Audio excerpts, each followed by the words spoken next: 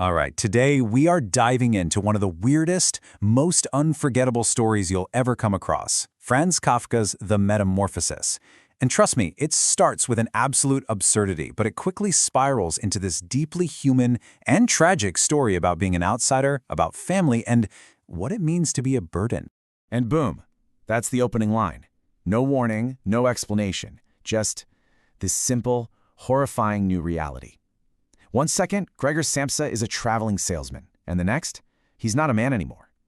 That one sentence just throws us and him headfirst into a world where everything we thought we knew is completely upside down. So let's get right into it. A monstrous transformation, the unthinkable problem. The story gives us absolutely no time to catch our breath. We're just dropped right into the middle of this crisis. I mean, think about it. How does a person, or what used to be a person, even start to deal with a problem like this? What's so wild is that the setting is just so normal.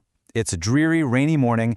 Gregor is in his bedroom surrounded by what Kafka calls the 4 well-known walls. This little room that he knew so well, what was once his safe space, has become his prison cell in the blink of an eye. Okay, so this is the absolute heart of the story. You'd think his first thought would be, oh my God, I'm a giant bug, right? But no, his body is this monstrous alien thing, but his mind? His mind is still painfully human. His very first thought is about work. I have to get up. My train leaves at 5 o'clock. He is a human mind, completely trapped, trying to deal with a body he can't even recognize, let alone control. And just look at what's actually worrying him. He's stressed about missing his train, about how furious his boss is going to be, and about the manager who might show up at any minute.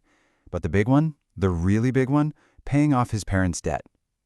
It just goes to show you, the physical change is a nightmare, for sure, but his real prison is built out of all this duty and responsibility. And now things start to get even more complicated. The world outside his locked door is starting to realize he's not where he should be. This private horror is about to become a very public family drama. You can just feel the tension cranking up minute by minute.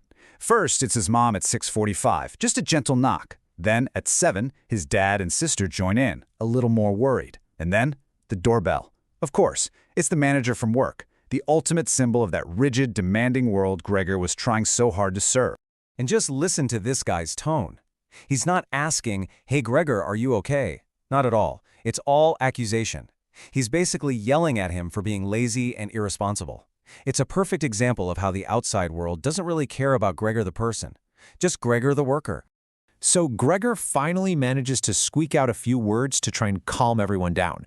And this is the manager's reaction. See, in Gregor's head, he's speaking clearly, but what they hear is just an animal's voice. That's the moment. That's when, in the eyes of everyone else, his humanity is just gone. And the family's reaction when he finally gets that door open? Well, it's a catastrophe. The manager literally runs away screaming. His mother faints, and his father...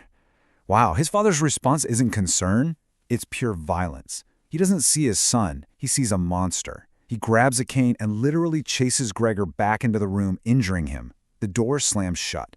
And now, he's not just trapped, he's a prisoner. That moment of violence really is a turning point. Gregor stops being a son and starts being a problem. He is now the family burden. And we're about to watch how quickly empathy can just wither away when faced with that kind of responsibility. At first, there's a little bit of hope, and it comes from his sister, Goethe. She's the only one who's brave enough to even go into his room. She brings him this whole buffet of, well, garbage, really. Rotten vegetables, old bones, even cheese he used to hate. It's a strange gesture, for sure, but it is a genuine attempt to care for him. But that compassion, it starts to curdle pretty fast. Her care becomes a chore. Her mood completely depends on whether it, and she does start calling him it, eats the food she brings. If he eats, she's happy. If he doesn't, she gets frustrated. He's not her brother anymore. He's a task, and he's a very annoying one at that. And it's not just Greet who changes. Take a look at their father. Before all this, he was this tired old man who just sat around. Now, he's forced to get a job, and suddenly he's standing up straight, wearing this crisp bank uniform, full of authority. It's this incredibly dark irony, isn't it?